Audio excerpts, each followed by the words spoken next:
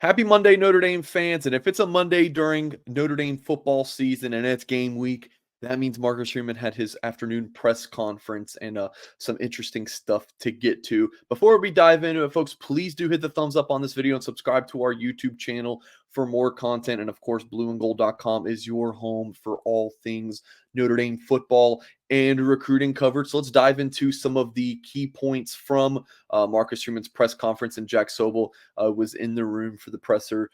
So we'll get Jack's take on some of this stuff. So, Jack, I'm going to list a name of a player that Freeman talked about with an injury, and you kind of give me the latest. First, Gabriel Rubio, interior defensive lineman.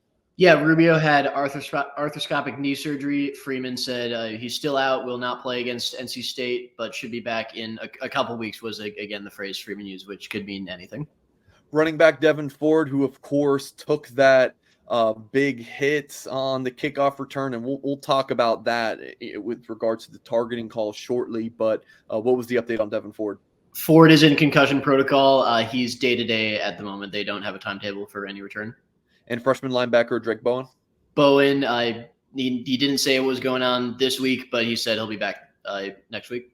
Yep. And then those three, and this was our own Tyler Horka that asked a question about those three guys. And then Freeman just, wasn't prompted in a question, but did address fifth-year wide receiver Matt Salerno.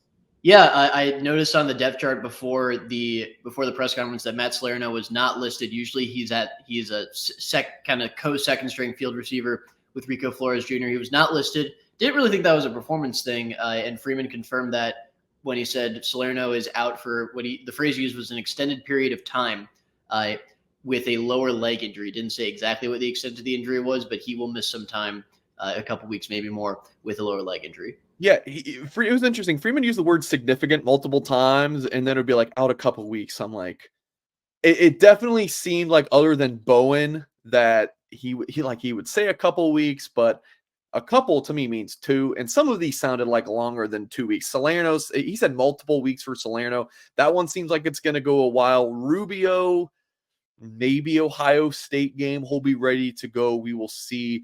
And then Ford, I think he said day to day, Jack. So we'll have to wait and see on that. Speaking of Ford, so Ford, had that hit on the kickoff return. Looked like targeting wasn't called, and then Carter did get called for targeting.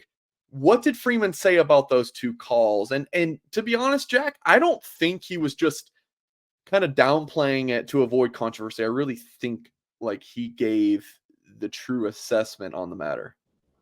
Yeah, with Carter, he was pretty explicit. Like, he was asked, like, do you think that was targeting? He said, yeah, it was targeting. Carter lowered the crown of his helmet. I kind of grazed the shoulder, but, had helmet-to-helmet contact. And, by the letter of the law, that is targeting.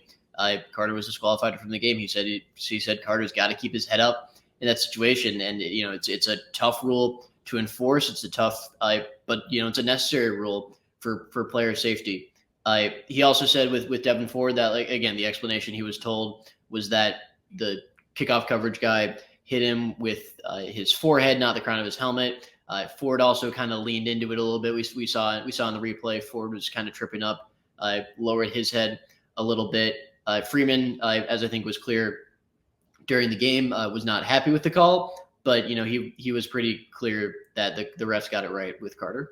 Yeah, it's interesting because on the Carter one, the receiver he was going down as well. But I think the difference in the two is that Carter, when you watch it back, Carter was leading with the crown of his helmet. So I get if folks are like up in arms about the Ford one, but in our post-game show at Blue and Gold, I said in the first few minutes of the show, I was like, I think the one on Carter was a targeting, and people lost their freaking mind on me. But Freeman must, like me and just wanted to back me up because that looked like a pretty clear targeting. Even though there was shoulder-to-shoulder contact, there was also leading with the crown of the helmet. But, the Carter one's not very consequential because he's not missing any time versus NC State.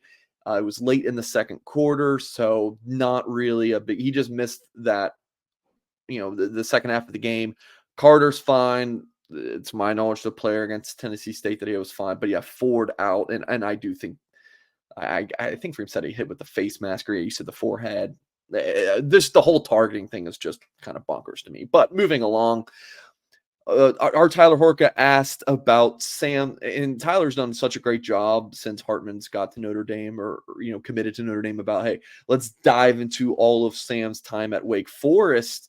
And Tyler's really documented Sam's struggles against NC State. So it was interesting. Horka basically asked Freeman, like, hey, how do you kind of handle this? This is an opponent that Sam has struggled with. And Freeman basically said, well, most teams struggle at NC State. Yeah, Mike, Freeman was pretty clear that like most quarterbacks struggle against NC State. They have a really good defense. They have for some time under head coach Dave Doran. Now in, I believe, his 11th year coaching the Wolfpack. They've had a really good program since he came over from Northern Illinois. With Hartman specifically, like, he's not going to watch too much film. Hartman may watch some himself, critique himself, see where he can get better. But the bottom line is that Hartman was playing with different players at Wake Forest. He was playing in an incredibly different offense. It's one of the big reasons he came over to Notre Dame in the first place. And I don't know if they're too concerned with what he did in the past against NC State as it relates to this game right now. I think they're obviously thrilled with how he played in the first two games.